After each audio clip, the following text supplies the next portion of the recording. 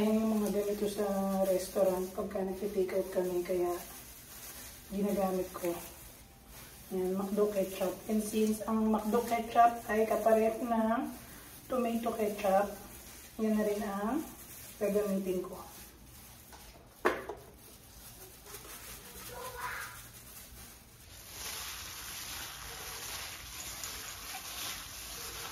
So, tapos na siya. Na-mix-mix ko na. Kaya ang gagawin natin next is, tatry lang natin yung kanyang taste. So, yan. Magluluto lang tayo ng maliit sa pan.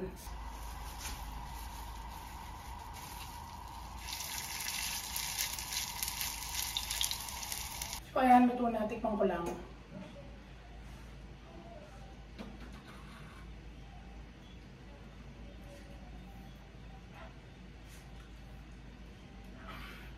Ang init yung matigman.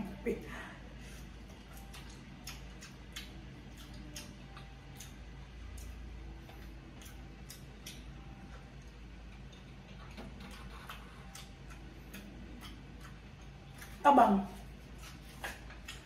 Tabang yung beef. Tapos nakukulangan ako sa tamis. So magdagdag ako ng ketchup. Tsaka asin. Wait. Okay, so one more try guys. Ayan. Okay, it's time to try again. Uy, sa bawis na ako, ayan. Uy, ang bango na. In fairness.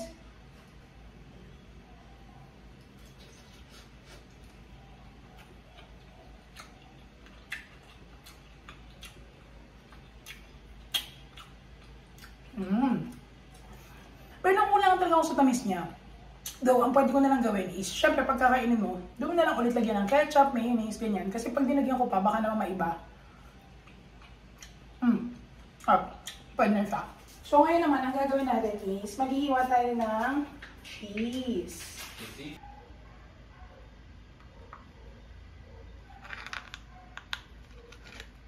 O diba, nagamit na natin agad yung cheese na binili natin sa SNR kung naalala nyo. So ang gagawin nyo is, ay! Alagnak! Yung isang karne. Tapon na to. Maselan ako sa ganun guys eh, kahit pwede mo siyang lutuin. Nandidiri ako. So, ang gagawin mo is, since iisa lang yung gloves ko, dapat kasi ipagganyan mo siya. Kuha muna ako ng takip. Papatong ko siya dito para may assistant ako. Then, ipa-flat ko siya. Talagyan ko siya ng cheese. Ayan. So, yan, diba? So, lagyan mo siya ng cheese. Tapos, move mo na lang ng konti yung ibang parts ng burger. At kung kukulangin, pwede ka naman kumuha ng iba pang karne. Ayoko na kasi madumihan yung kamay ko kasi iba din kumapit yung beef. Tsaka, kahit sabihin mong maiksi yung kuko ko, kita nyo naman maiksi, diba? Medyo nandidiri ako pag may pumasok. Medyo maselan tayo pagka ground. Kasi alam nyo naman ang ground, sobrang selan. I mean, sobrang selan. Sobrang ano siya, madikit. Yan. So, ganyan lang. Gagawa ako na marami. Lalagay ko dito. Lalagay ko sa freezer para marami. Tapos na ako dun sa batch na itatago ko sa ref. So, gaganyanin ko lang siya. Yung pang layer ko, para hindi sila magdikit-dikit, is cling wrap lang nasa gitna. So, yan. Lalagay natin siya sa freezer. Tapos, may natira pa. Yun yung lulutuin ko ngayong gabi. So, simultaneous ko na gagawin ng mga bagay-bagay. Alam niyo naman tayo mga nanay. Tayo ay... ano tawag dito? Tayo ay multitasker. So, isasagad na natin ang ating pag-multitask. So, lagyan na natin ng oil, yung nalikuan natin para tayo ay mabilis-bilis. At ako, alam nyo ako guys, habang nagluluto ako, habang nagpe-prepare ako, gusto ko inaayos ko na rin yung mga ibang gamit kasi ayoko nang mahalat na, alam mo yon yung kung kailan katapos saka mo iintindihin. Ayan na, nagluluto na sila. Maya-maya natin i-turn. So, our burger is cooked. Transfer ko na siya ulit. Kailangan natin siyang lagyan ng paper towel because it's so oily, right? So, ayan, dinner is served. May kamatis na, may pipino. Guys, ginto na ang pipino. 50 pesos yung isang ganun. Grabe na loka ako. So, yan. So, ban lang kakainin ng mister ko. Yung anak ko, meron siyang pampano and then yung rice. So, yan. Pero hindi pa nagtatapos ang ating gawain. So, habang kakain ng aking mag-ama, Ako naman ay gagawa ng spaghetti sauce para dun sa favorite kong spaghetti. So, hinihiwa ko lang tong mga hotdog na ating lulutuin. Okay, so naalala ko guys, na ito palang recipe na to ng spaghetti ko is na-share ko na sa inyo. So, hindi ko na siya i-share sa inyo, ha? Kasi alam niyo na to.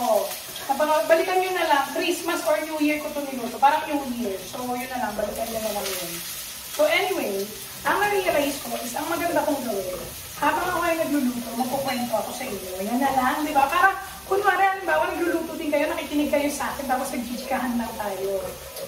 So, yung anak ko nga, kung hindi anak, pumapasok na siya ulit. So, pre-kinder na siya. So, yan yung pre-kinder, kinder, tapos grade 1. Ngayon, ang school ng mga preschool, if I'm not mistaken, talagang wala pa silang lunch. Lagi silang snacks lang, kumbaga. So, snacks lang ang pinapabaon ko sa anak ko kasi hindi naman pwede mag-rice. So, before, ang pinapabaon ko sa kanya nung nursery, walang palya. Puro talaga pandesal. Pandesal, palaman, strawberry, ganyan, o kaya hotdog o kaya mayonnaise. Kasi feeling ko mas healthy yun versus yung mga snacks na, alam mo yun, yung mga, ano ba tawag doon, yung mga crackers, ganyan. Feeling ko mas healthy siya. Kaya gano'n yung pinapabaan ko sa anak ko. But this time, kasi parang feeling ko malaki na siya, baka nakikita niya sa ibang classmates niya. So, pinapaunan ko na siya ng mga snacks na, kung napanood niyo yung vlog ko nung SNR, yung mga ganong snacks, yung mga Mr. Brownie, o kaya mga types ng choco pie, yung sa Korean store, ganyan. Yun yung mga pinapabaon ko sa kanya. Ngayon, hindi ko siya pinapabaunan ng madami. Hello Panda, yan pala, Hello Panda. Ngayon, hindi ko siya pinapabaunan ng madami, guys. Kasi nga, yung anak ko, may condition niya na nasusuka. Diba? Nasusuka yan pag maraming kinakain, gano'n. O kaya pag napasobra ng inom, ganyan. So, nung isang beses, Hello Panda lang ang pinabaon ko sa kanya. Tapos, water lang. Water lang kasi hindi ko siya pinapainom ng juice. Kasi ang anak ko, pagka may juice, talagang uubusin niya, tapos nagkakanda suka-suka. Kung baga basta malasahan niya yung masarap, hindi niya naiisipin kung mabigat na yung tiyan niya. So, ang ginagawa ko, sa bahay ko lang talaga siya pinapainom ng juice, o kaya pagka nasa labas kami, pagkasama kami. Kasi nakokontrol ko. So, anyway, in short, ang baon niya that day was just Hello Panda, and water. Yun lang. Kasi ang class nila parang hanggang lunchtime. So pag uwi, kakain siya ng lunch, 2 hours lang. So kumbaga sobrang short lang, talagang pang snacks lang. Nagulat ako kasi pag uwi niya ng ikalawang araw, sinabi niya sa akin na sumuka daw siya. Sabi ko, ba't siya sumuka? Kasi kumain daw siya ng baon ng kaklase niya. Sa totoo lang confusing. Sabi niya kasi sa akin, binigyan siya ng classmate niya. Sabi niya sa daddy niya, humingi daw siya. Sinabi ko, kanina, nung pumasok siya ulit, binigyan na naman daw siya. Na naman. So, ibig sabihin nga, parang binigyan siguro talaga siya. Sinusubuan pa nga daw siya, parang gano'n. So, anyway, to make the story short, nasuka nga siya, di ba? Alam mo, yun lang yung sinabi niya sa akin, nasuka siya. Madami daw, ganyan. Nung tinanong na siya nung Mr. P, yung mga kaklase niya daw, nag-iyo. So, medyo ako, as a mom, di ba? Ngayon na yan, di ba? Medyo nasaktan ako. Parang feeling ko, bullying na yun. Kasi syempre, di ba, when a person is going through something na unusual, in distress sila, di ba? Tapos maririnig mo yung mga tao sa paligid mo na nag-iwan niya. Siyempre medyo mapahiya ka, di ba? Parang yung feeling mo, parang, shucks, ba't ba nangyari ito? Yung gano'n, di ba? Pero yung anak ko naman, luckily, in fairness, feeling ko na lang, salamat, maganda yung turo namin sa kanya, hindi siya masyadong na-bother. Kasi hindi niya sinabi na ayaw na niyang pumasok, ganyan, hindi naman siya umiyak. Kumbaga parang sa kanya, wala lang. Talagang parang feeling ko, very innocent. Kasi nga hindi naman siya tinuturuan ng mga, yung parang, hala, ba't din? Alam mo yun, yung mga reaction na pwede niyang maisip na, ay, hindi pala maganda yun. Gets mo? So parang ako lang, naisip ko lang na sana yung mga magulang, di ba, tuturuan nila yung anak nila na mga situations na gano'n. Kahit halimbawa nakikita nila sa TV, napapanood ng mga bata, dapat explain na pagka ganyan, di ba?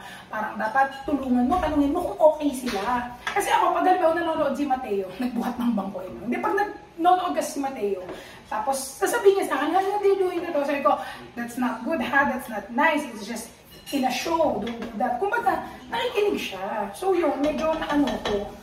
Siyempre, di ba, alam mo yun, ganun pala yung pakiramdam na technically, sa ating mga matatanda, feeling ko napakasimple lang nun. Halimbawa kung tayo yung matanda tapos sabihan tayo na, ew, di ba? Okay lang, wala na tayong pakialam kasi medyo, ano na tayo, marunong na tayo mag-manage ng mga ganyan.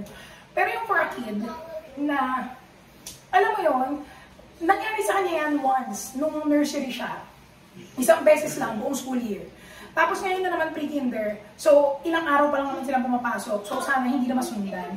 Pero yun lang, gusto ko lang i-share na parang feeling ko, medyo nabuli yung anak ko. Ganun yung dating sa akin. At medyo masakit pala siya, as in, medyo naiyak-iyak nga. So alam niyo yun, medyo mahirap. So ngayon, sinabihan ko na din siya, kasi nga hindi ko alam yung full story kung talagang nanghingi ba siya o binigyan siya. Sabi ko na lang, huwag siyang hihingi. Sabi ko, kung may gusto siya, i-describe niya sa akin yung nakita niya, color, tandaan niya yung mga letters, ganyan. Para pag pumunta kami sa grocery, bibiling ko na lang. Ito ba yung isa ko naisip? Sobrang hirap guys, no? Na parang yung mga anak natin, tinuturuan natin silang mag-share. Pero, hindi natin sila pwedeng sabihan na okay manghingi. Or sinasabihan natin sila na hindi okay manghingi. Gets nyo? Kasi minsan yung anak ko, pagka may, halimbawa may kalaro siya, family friend, ganyan, tapos hihingi siya, parang toy, kunwari, parang share, ganyan, ayaw ng bata. Tatanong niya sa akin, Mommy, I thought we should share. So, di ba, hindi ko, ang hirap i-explain na parang hindi kasi ganun yung turo siguro ng magulang or something. At sa totoo lang, nahirapan ako explain sa kanya na pag siya meron, kailangan niyang mag-share. Pero pag may ibang tao na ayaw mag-share, dapat irespeto niya. Sobrang komplikado, di ba? Kasi parang siya sa isip niya, dapat na ng tao nag-share. Alam niyo yun? Guys, sobrang hirap maging magulang. Alam niyo yun, sa panahon na marami ng tanong yung mga bata, talagang namumulat na isip nila, di ba? Nakakapag-communicate na sila. Sa totoo lang, hindi totoo na mahirap ang newborn phase. Napakahirap po ng toddler stage na, preschooler stage na ata to kasi pumapasok na, di ba? Na parang, ang dami nila ng tanong, talagang namumulat na isipan nila. Kailangan mo silang turuan ng tama, pero kailangan din maturuan mo sila na hindi sila magpapaapak. Gets nyo yun? Napakahirap, diba? Nagluluto lang naman ako ng spaghetti. Pero yun lang naman yung naisip ko. So, let me know kung anong masasabi nyo dun, ha? At tatapusin ko muna itong niluluto ko. Kasi tinitignan ko din yung recipe sa phone ko, hindi ko maalala dahil kinakausap ko kayo, diba? So, tatapusin ko muna to. At yun lang naman ang share ko for today. It's the next day, guys. And ayan, nandyan na sa loob ng microwave yung ating pasta. Nakalimutan ko ipakita sa inyo. So, malapit naman na siya matapos. Nakita nyo, nagba-brown-brown na. So, papakita ko later pag tapos na. And it's done. Sobrang init niya pa pero gusto ko nang itry. So, try na natin.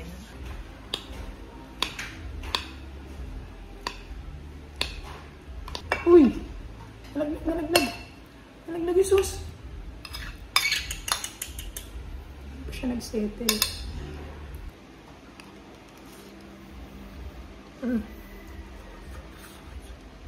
Up talaga. The best. Always. Gawin ko muna ito, ha? Okay, so kakatapos ko lang kumain. Nasundo ko na yung anak ko sa school. Shit. Alam niyo, hindi kami mga ganun na akong tendency. Nasa stress kasi ko. Ito na naman, nagmamadali na naman ako. So today is Thursday lang. And supposedly, ang laundry schedule ko ay tomorrow, Friday, or Saturday. Kaso ngayon, kailangan ko nang maglaba kasi birthday ng father-in-law ko. So pupunta kami sa mga in-laws ko, doon kami natutulog. So pag doon kami natulog, automatic ang uwi namin Sunday kasi bukas papasok yung mister ko, so maiiwan kami sa bahay kasi hindi na kami makakauwi. Ayoko naman na para umuwi pa yung mister ko mamayang gabi. Pagkapunta doon, parang ganon. So anyway, tuloy-tuloy na yan hanggang Sunday. So yung damit namin, maiiwan, ang dami na niya. So, nasistress ako, tsaka napag-pressure na naman ako. Kasi ganun ako. Pag may kailangan akong gawin, gusto ko magawa ko siya na mabilis na, matapos ko na siya agad-agad.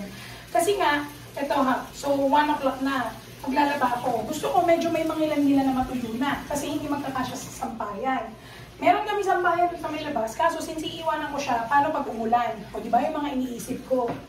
So, kailangan medyo matuyo-tuyo na siya para may iba na akong matiklop. Ganun yung iniisip ko.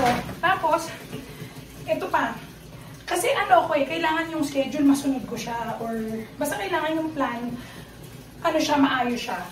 So ngayon, yung anak ko natutulog yun tuwing hapon. So kailangan niya na matulog ng mga 2:30. Ngayon nanonood siya. Pinapapanood ko na lang siya simula nitong pumasok. Mga 1.5 hour na lang siya in a day nanonood. Ganun na lang, maliit na lang talaga. So anyway, dahil matutulog din siya, so nape-pressure na naman din ako. Kasi nga, gusto ko matapos yung labahin ko, pero hindi siya matutulog kung maglalaban ako. Hindi siya matutulog mag-isa. Kailangan mag-pretend ako na natutulog siya. At habang natutulog siya, kailangan sobrang tahimik ko para hindi siya magising. O diba? Ganyan ako talaga, grabe guys. As in, ganyan yung mga iniisip ko, yung pinaplano ko. Ganyan ako guys. Basta pagka may naset kasi ako sa isip ko na kailangan kong gawin, kailangan magawa ko yun. Tapos yung mga niluto ko pa kanina, kailangan ko na siyang ilagay sa freezer kasi marami pang natira. Tapos ayoko naman lutuin lahat kasi minsan napipilitang ubusin. So, alam mo yun, parang hindi mo na-enjoy yung food kasi pinipilit mo na ubusin. Ayun ako. So anyway, tatapusin ko naman na ito. And then, papakita ko sa inyo. Sa totoo lang talaga guys, kung may CCTV talaga, makikita nyo kung gaano kagrabe yung mga pinaggagawa ko. Alam mo yun, parang lagi lang siyang chill-chill. Mukha lang siyang chill-chill. Pero kung talagang no edit, raw vlog, talagang grabe talaga yung ginagawa ko. Pagka may mga kailangan gawin. So anyway, tapusin ko naman to and papakita ko sa inyo yung gagawin ko sa loob later.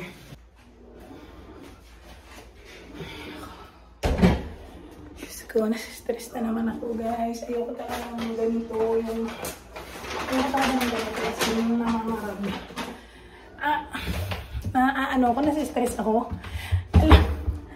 Nasistress ako, naiiyak ako. Kasi syempre, di ba, nagulo yung schedule ko. Kasi syempre, bilang misis, kailangan mo din isipin yun, di ba? Syempre, yung mister mo, for sure, gusto naman niyang dumalaw sa kanila, di ba? So, yung mga ganun, kailangan mo yung i-balance. Napakahirap talaga. Pero parang naiiyak ako kasi napapressure ako or ako lang yung bibigyan ng pressure sa sarili ko. Parang gano'n. Pero kasi in short, nasa-stress ako. Kasi sobrang daming kailangan gawin, ayusin. Tapos alam mo yung, hindi ka naman din makagawa ng tuloy-tuloy kasi yung anak mo, mamaya, tatawag. Ano ganyan? Parang bigla ako naiyak para sa sarili mo, sa totoo lang. Parang bigla ako na ewan ko, dahil lang nagulo yung plano. Ayoko kasi ng ewan ko, kaya ako, ang nag-work for me is dapat may schedule ka, may plans ka. Nagkaroon ng parang cheese. May parang cheese sa loob. Kita nyo ba? Ayun, nakita nyo?